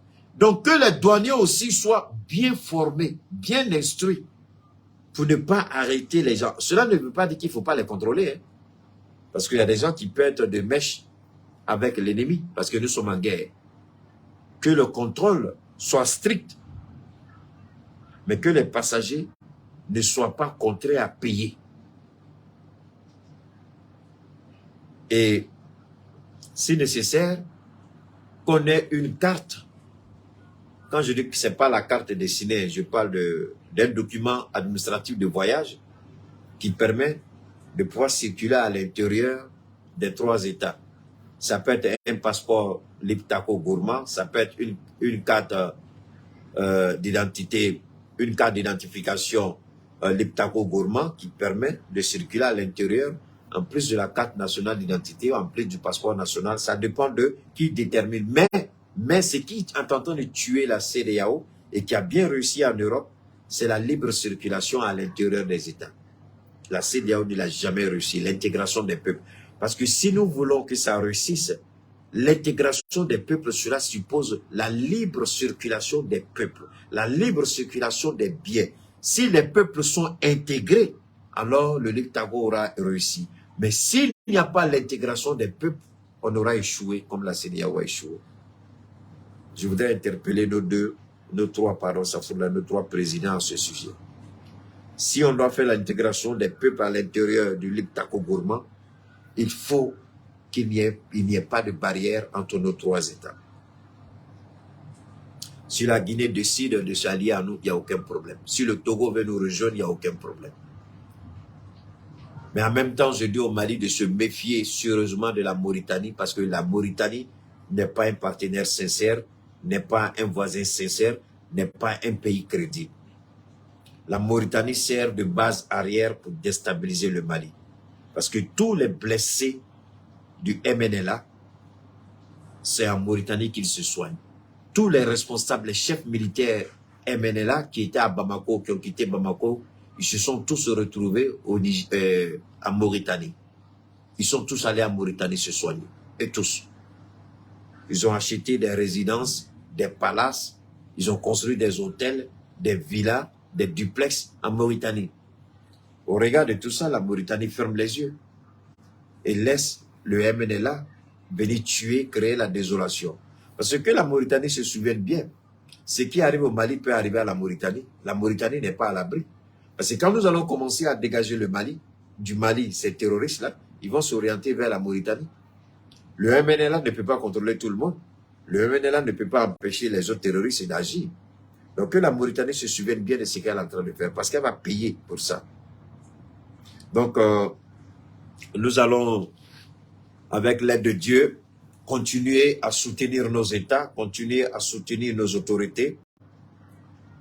Le Niger a été trahi, mais moi je pense que le Niger déjà a reçu le soutien du Mali et du Burkina et du Togo. Le fait même de ne pas envoyer nos premiers ministres dans les 3 pays, ni le Togo, ni le Mali, ni le Burkina, personne n'a envoyé un premier ministre. Le Mali a envoyé le ministre des Affaires étrangères, le Burkina a envoyé un autre ministre, le Togo a envoyé son ministre des Affaires étrangères. Moi, je pense que c'est un soutien au Niger. C'est important. Ce qui est fait est fait. Maintenant, il appartient au général de tirer les leçons de ce qui s'est passé. Vu que Macron, le seul refrain de Macron, je voudrais le dire au général Tiani, le seul refrain de Macron, un président est pris en otage, il n'a pas démissionné. Un président est pris en otage, il n'a pas démissionné. Un président est pris en otage, il n'a pas démissionné. C'est le seul refrain de la France, de Macron. Dans ces conditions, que doit faire le général Tiani? Est-ce qu'il doit contraindre Bazoum à démissionner? Il doit l'obliger à démissionner. Parce que dans tous les cas, il n'est plus président. Juridiquement, il n'est plus président. Mais Antonio Guterres, il a fait une bêtise. Il l'a fait avec le Mali. Il s'est mis du côté de la Côte d'Ivoire pour essayer de vilipender. Mais on n'a pas manqué d'occasion pour le remettre à sa place. À la tribune des Nations Unies, on l'a remis à sa place proprement, correctement, soigneusement. On l'a lavé et puis on l'a mis. L'humiliation a fait qu'il a disparu. Maintenant, on vient, on l'achète encore, on le paye encore, on le manipule encore. Il sort et puis il s'oppose. c'est l'État du Niger qui envoie quelqu'un parler à son nom. C'est l'État du Niger qui envoie son représentant. Maintenant, quelqu'un qui a été déchu, quelqu'un qui n'a aucune autorité, une personne isolée, recherchée comme un fugitif, appuyé par la France, le criminel Macky et Ouattara, les Nations Unies décident de ne pas reconnaître la voix légitime et souveraine du peuple du Niger. Mais quelqu'un dit pourquoi le Niger ne doit pas se retirer. Dans un premier temps, la politique de la chaise vide n'est pas bonne. Ça, c'est un. Deuxièmement, si le Niger doit se retirer, ce sera de concert avec les autres, les deux autres, le Mali et le Burkina, pour que les trois se retirent ensemble. Le Niger se retire, ça n'aura pas d'impact. Mais c'est les trois qui doivent se retirer ensemble. Donc, ils se concertent et puis décident de se retirer ensemble. C'est la meilleure formule. Parce que si on dit qu'on agresse le Niger, le Mali, le Burkina intervient. On agresse le Mali, le Niger, le Burkina intervient. On agresse le Burkina, le Mali, le Niger intervient. Mais attention, il faut aller maintenant sur le terrain diplomatique aussi. Si on agresse diplomatiquement le Niger, le Mali, le Burkina s'ajoutent au Niger à prendre une décision commune. Il ne faut pas que la décision du Niger soit une décision unique, une décision unilatérale, mais que ce soit la décision commune aux trois. Aujourd'hui, ce qui se passe en Ukraine, on a vu que tous les pays européens se sont donné la main, à l'exception de 2 ou 3, pour combattre la Russie, pour vilipender, pour dire tout ce qu'ils veulent de la Russie. Ils se sont entendus. Ils se sont entendus sur le plan, d'abord, sur le plan commercial, sur le plan économique, sur le plan militaire. Ils se sont donné la main. Alors pourquoi nous, c'est seulement sur le plan militaire qu'on va agir? Pourquoi on n'inclut pas la diplomatie dedans? Si le Niger subit une injustice, une frustration au niveau international, le Mali et le Burkina s'allient tout de suite derrière le Niger et prennent une décision commune, c'est tout. Voilà comment le Liptako va marcher. Si on laisse un pays subir et puis les autres n'interviennent pas, le Liptako, gourmand, sera un échec. Je le dis, ce sera un échec. Voilà pourquoi j'ai parlé de force et faiblesse. La force réside dans l'union, dans toutes les décisions. Quelle que soit la nature de l'agression diplomatique, dans les relations internationales, militaires, économiques, chaque fois qu'il y aura une attaque économique, diplomatique, contre un État, les deux autres se joignent à l'État pour riposter. Voilà comment le Liptako sera l'une des meilleures organisations dans la sous-région. C'est la meilleure proposition. Il ne faudrait pas que la proposition se limite seulement aux agressions militaires. Parce que le préambule, c'est pour le moment militaire. Et moi, je demande au président Goïta, au capitaine Traoré, au général, d'élargir le champ de réflexion, d'inclure la diplomatie dedans.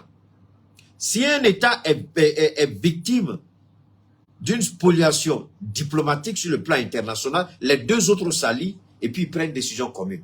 S'il faut se retirer, ils se retirent. S'il faut qu'ils avancent, ils avancent. Donc, il n'appartient plus au Niger. Le Niger n'est plus le Niger pour le Sud. Le Niger, s'il y a une décision à prendre par rapport à cette situation, moi, je suggère au général Tiani de s'entretenir avec ses deux jeunes frères, Assimi et le capitaine Traoré. Et puis, prendre une décision commune. Parce qu'aujourd'hui, là, regardez, la France décide. La France, il y a quelque chose que la France a fait, hein.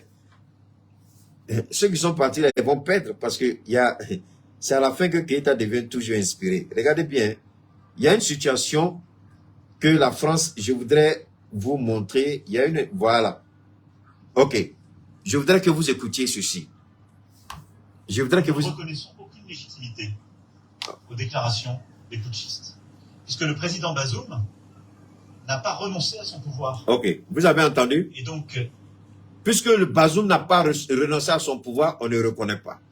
C'est là que je souhaite que Assimi intervienne auprès de Tiani pour voir quelles dispositions il faut prendre rapidement pour répondre. Attendez, voilà. Merci. Pour quelles dispositions il faut prendre pour répondre à Macron? Mais ici, écoutons ici.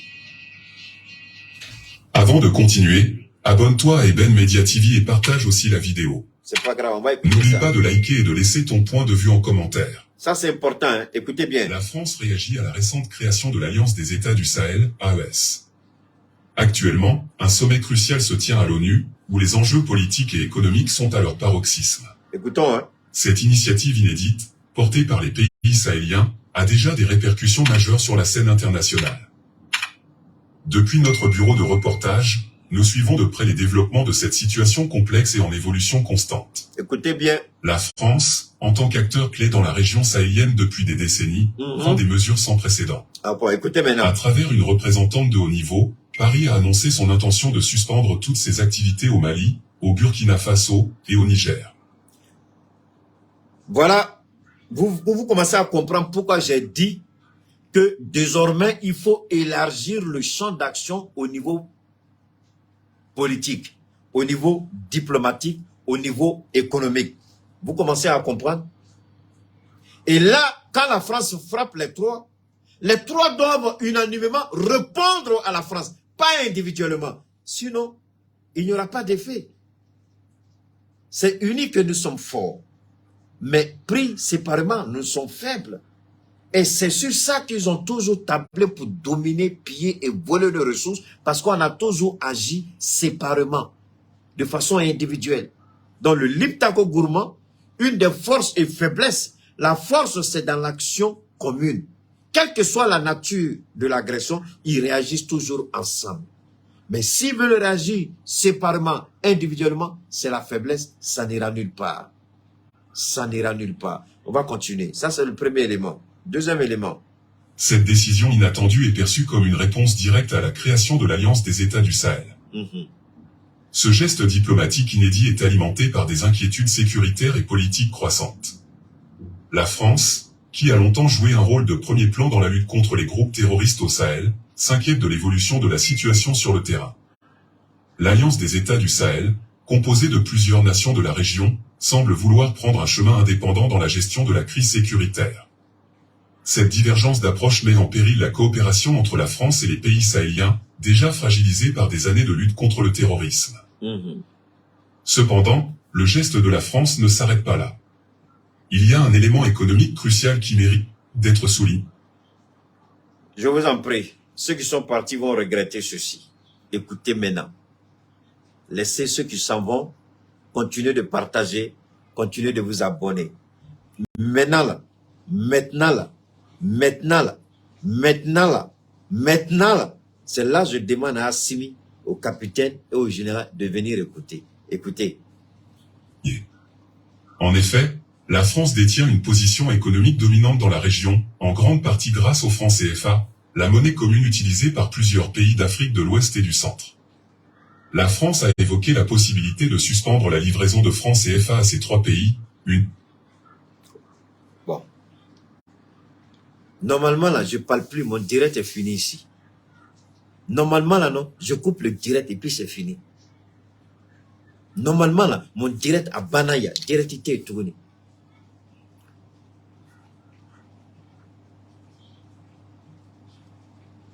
Écoutons. Mesures qui pourraient avoir des conséquences dévastatrices sur leurs économies déjà fragiles. Ce chantage économique met en lumière les complexités de la relation entre la France et ses anciennes colonies en Afrique. Alors que certains voient cette mesure comme une tentative de Paris de maintenir son influence économique, d'autres y voient une opportunité pour les pays membres de la BRIC, Brésil, Russie, Inde, Chine et Afrique du Sud, de soutenir une nouvelle monnaie locale au Sahel. Voilà. Je vous en prie à cause de Dieu. Dieu est témoin, vous êtes témoin. N'est-ce pas là que j'ai le combat? Quand j'ai parlé, rappelez-vous mon intervention après les propos du professeur Koulibaly Mamadou, où je lui ai dit, professeur, vous êtes trop collé à votre livre.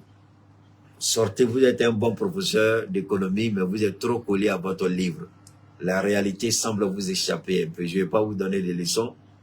Je ne suis pas professeur comme vous, j'ai pas fait de droit en économie, mais je crois que ma position, c'est une position pragmatique, rationnelle, qui est basée sur notre situation actuelle. On peut avoir une monnaie commune sans pour autant renoncer à notre souveraineté. On peut avoir une présidence tournante sans pour autant passer au fédéralisme où chaque État renonce complètement à sa souveraineté et on devient un État fédéral. Où il y aura des représentants avec un président qui sera un président élu. Alors donc, ce qui est important ici, Facebook a peur de moi. Il dit, même Facebook a peur de moi. Alors donc, vous comprenez, j'ai dit au professeur Mando, erreur, professeur, tu es trop collé à ton livre. Il faut sortir de ton livre. Moi, je suis un politicien, je suis sur le terrain. Ce que je dis là, voilà ça. Voilà la réponse. Je vous ai dit ça la dernière fois. Voilà la réponse que le monsieur apporte par rapport au BRICS. Et cette monnaie, nous n'avons pas le choix, nous devons la créer. Nous n'avons pas l'option, nous devons la créer. Nous avons les ressources nécessaires sur lesquelles notre monnaie pourra se reposer. Mais la plus importante, c'est d'avoir une puissance de feu. C'est pourquoi je vous ai dit que je demanderai toujours au président Goïta, aux deux autres présidents, le général et le capitaine, de continuer à acheter. Il faut une puissance de feu jamais constituée dans l'Afrique de l'Ouest. Une puissance de feu au-delà même de la puissance de feu de Kadhafi. Une puissance de feu sans complexe. Kadhafi avait la puissance de feu, mais Kadhafi était complexé. Kadhafi était complexé. Si Kadhafi était sorti de son complexe et puis abattre les mirages français, peut-être qu'il serait en vie aujourd'hui. Mais comme il a douté, il a hésité, on a coulé au sol ses appareils, il ne pouvait rien faire. Mais nous, on ne donnera pas cette opportunité, cette occasion à la France. Dès là, on va voir quelqu'un d'autre, on va la battre. Tu franchis notre espace aérien et on te détruit. On t'abat et puis tu descends. C'est pourquoi je dis souvent à mes jeunes frères, je dis, vous avez... Bon, je crois que la France vous a tellement traumatisé que vous êtes encore dans le complexe d'infériorité. Et vous voyez la France comme cette puissance-là qui peut venir couler nos avions au sol. C'est pas ça? Je dis, bon, je ne dis pas que vous avez tort, je ne dis pas que j'ai raison, mais que la France essaie. De vous à moi, on saura qui a raison, qui a tort, que la France essaie.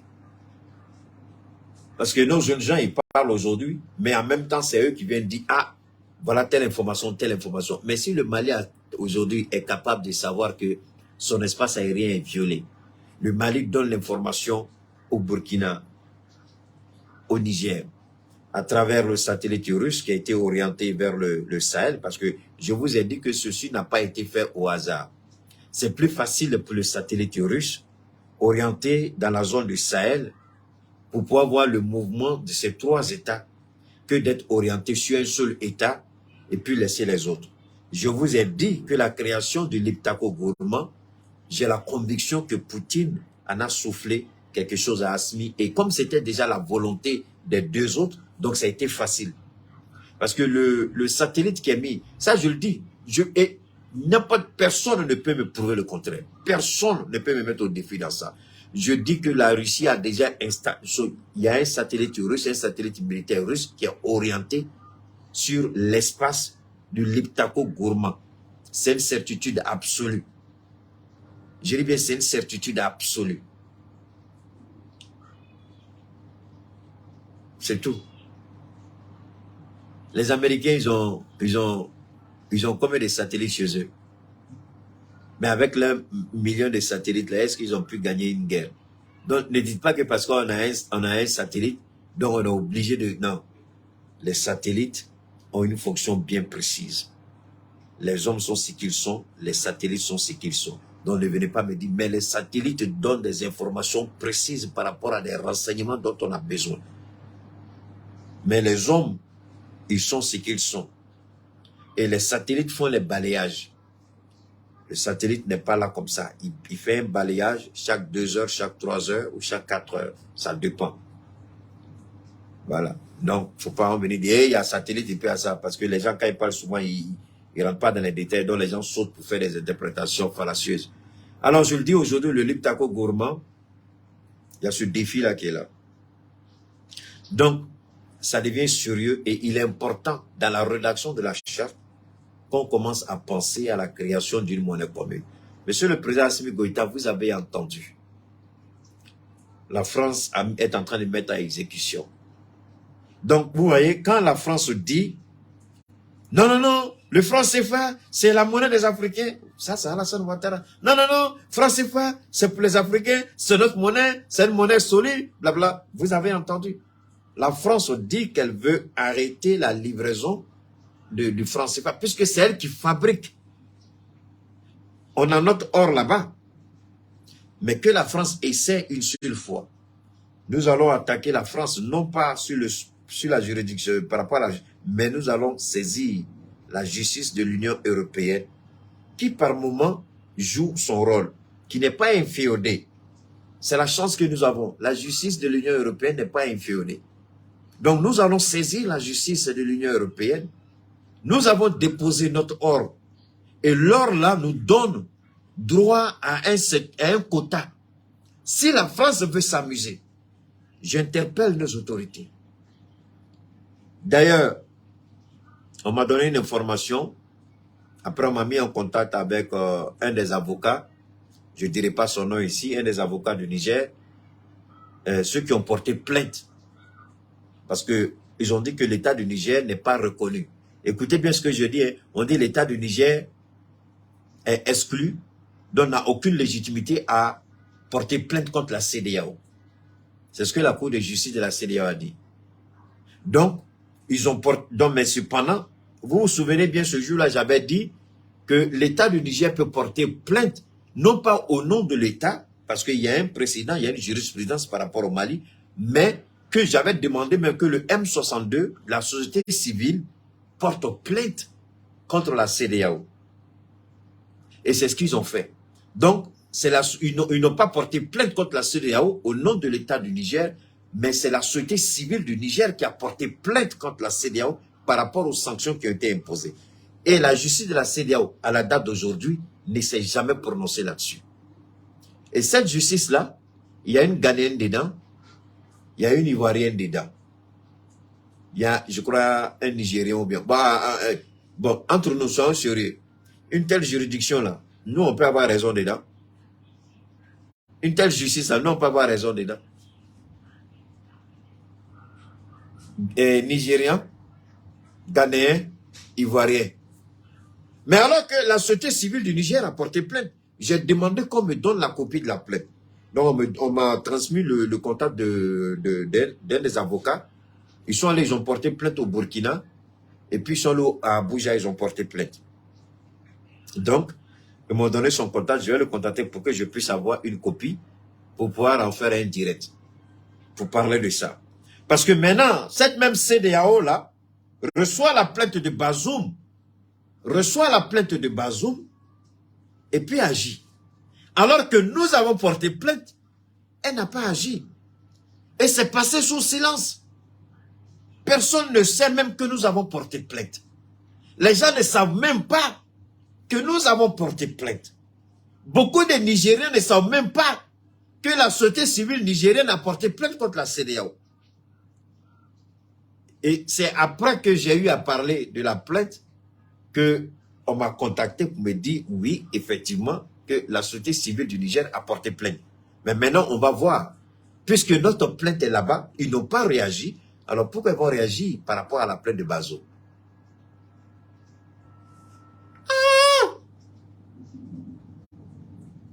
Mais c'est quoi ça?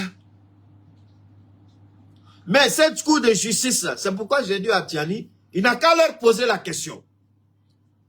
À qui ils ont envoyé leur convocation là pour répondre? Si c'est à l'État du Niger, quel est le statut de l'État du Niger par rapport à la CEDEAO? Que la CEDEAO détermine d'abord.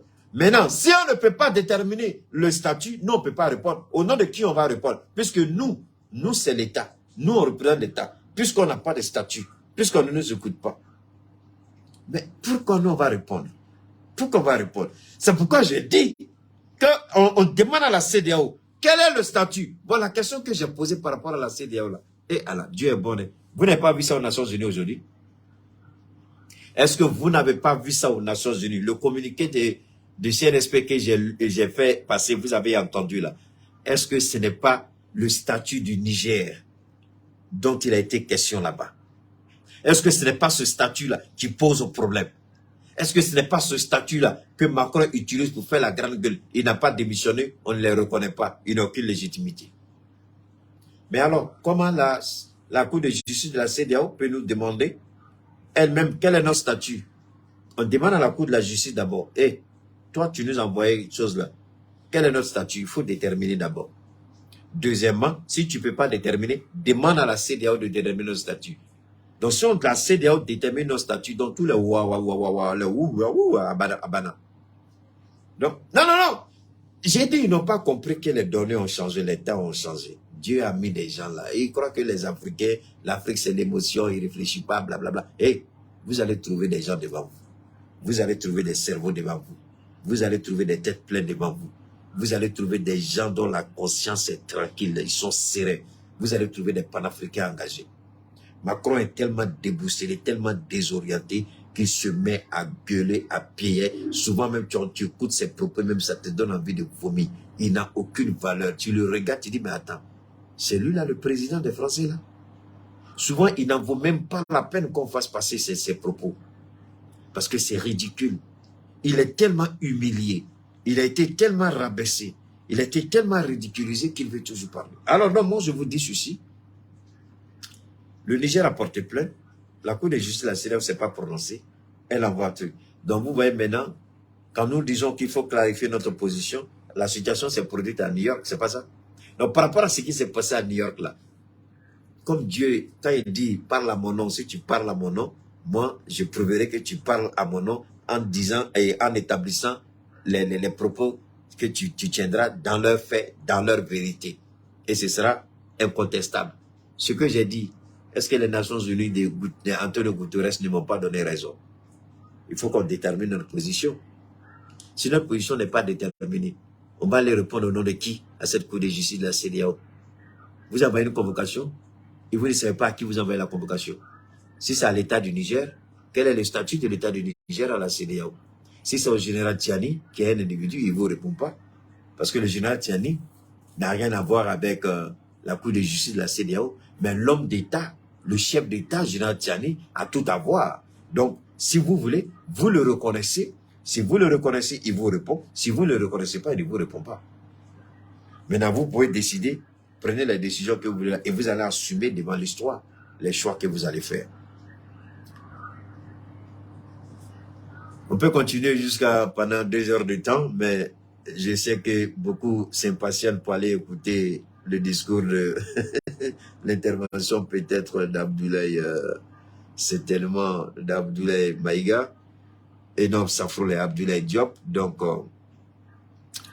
mais on va quand même, nous allons terminer en beauté avec la plus belle parmi les plus belles, la plus charmante parmi les plus charmantes, cette dame qui a décidé, c'est elle qui est là, vous pouvez la reconnaître, voilà, sur YouTube, sur Facebook, vous la reconnaissez. Alors c'est cette belle dame là, cette charmante dame, Fatoumata Batouli-Niang, qui a décidé d'aider et de soutenir la transition à travers des actions sociales. Son mouvement politique, sociopolitique, Ambicor, est extraordinaire.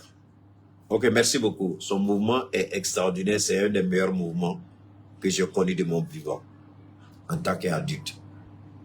Une organisation qui décide de mettre des centaines de millions à la disposition de ceux qui sont dans le besoin, des nécessiteux.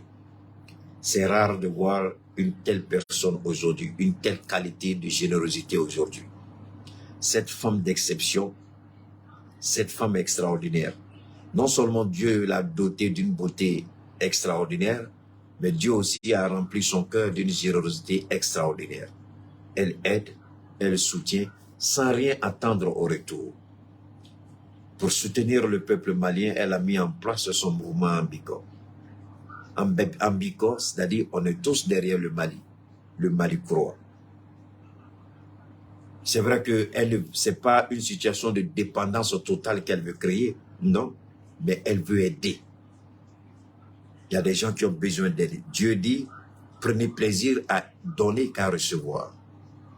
Et elle s'inscrit dans cette logique. Elle donne sans rien attendre. Elle donne parce qu'elle estime qu'elle est dans son devoir moral en tant que musulmane pour le faire. elle soutient. Et moi, je suis dans une très bonne position pour parler d'une telle personne. Quand elle aide les enfants qui doivent aller à l'école, qui n'ont pas les moyens, dont les parents n'ont pas les moyens. Elle décide de mettre des centaines de millions à la disposition de ces familles-là pour donner à ses enfants un kit scolaire pour pouvoir suivre les cours sereinement. Dans les villages, les enfants n'ont pas de chaussures. Il n'y a même pas de tennis scolaire. Elle va, elle le fait. Ce n'est pas tout. Elle construit des châteaux. Elle met en place des forages d'eau dans les endroits où il n'y a pas d'eau. Où il faut faire des kilomètres et des kilomètres pour aller chercher de l'eau. Et souvent, l'eau même n'est même pas potable. Souvent même, il n'y a même pas l'eau. Et dans ces endroits-là, elle a décidé, je vais voir si je peux vous montrer quelques images. Dans ces endroits-là, elle a décidé de mettre en place ces forages-là pour aider.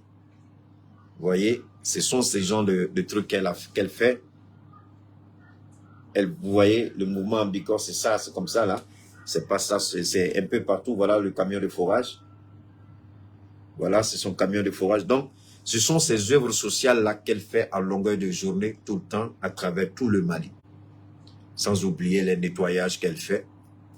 Elle nettoie les quartiers, elle rend notre cadre de vie agréable, propre et propice pour que nous puissions célébrer nos mariages, nos baptêmes, prendre nos petits thés, causer entre amis. Merci infiniment Fatmata Batuli, Nian, et à sa ravissante jeune sœur, la vice-présidente du mouvement, Bintou Nian, et à son très grand chargé de communication, Daouda Kamara, et à mon jeune frère, Tcheba Traoré, que j'ai vu à la Mecque. Mon jeune frère allait à la Mecque. J'ai vu à côté de la Kaaba, il a pris une photo. Que Dieu facilite à tous ceux qui en ont envie. J'ai beaucoup aimé sa photo. Donc, merci pour ce qu'elle fait.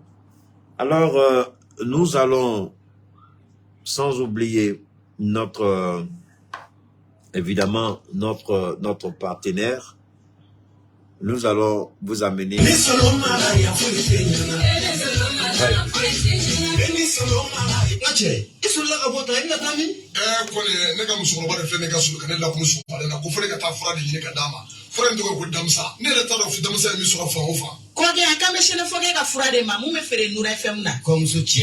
fura in ka ɲi kosɛbɛ. Fura in tɔgɔ de ko damisa. kabini ne ye fura in sɔrɔ waati min na n lafiyara. ni dɔ banna dɔrɔn n bɛ taa dɔ ta. k'a daminɛ mɔgɔ jolisira bɛɛ lajɛlen fura in bɛ boli a bɛɛ lajɛlen na. mɔgɔ bɛ filɛ i niyɔrɔ dumuni ma nka i niyɔrɔ kuma i tɛ fili o ma. ne yɛrɛ de ye sinafɔkɛ ye. a ye fɛn o fɛn fɔ fura in na a bɛ fɛn kɛ min ka jugu ni nin bɛɛ ye. n ko don dɔ la ne dɔnbaga dɔ y'a terimuso su ka kɛ ne ka fura in kan k'a k'a san. musokɔrɔba ko ale dan t'a denmuso ka kɔnɔdimi in ban cogo la tuguni. nka a dara la don kelen a ye bidɔn kelen san. o kɔfɛ a nana bidɔn 5 de san. sisan ne n'o kɛra ten k'a sababu kɛ ala ni den in furakɛli kama. ala barika la bi n'i y'a ye jamana ɲɛmɔgɔ sera ka papier ta k'a di an ma n'an ka ma ko carte professionnelle o tɛ kɛ gansan ni ko ma kɛ ko t'i dɔn. fura in bana mana k'i farikolo fan o fan fɛ a bɛ don k'a sama k'a bɔ farikolo la pewu k'i lafiya k'a kɛ i n'a fɔ i bolo cogo. damisa fura lakika don. o kɔfɛ an ye sɛgɛsɛgɛli kɛ fura wɛrɛw la kɛrɛnkɛrɛnnenya i n'a fɔ diabète ani tension ka an tɛgɛ da a bana kisɛ yɛrɛ kan walasa an ka se ka mɔgɔw nafa ni a ye k'o fara damisa ko in kan ni ala sɔnna ma an ka se ka mɔgɔw bɔ u ka degun kɔnɔ.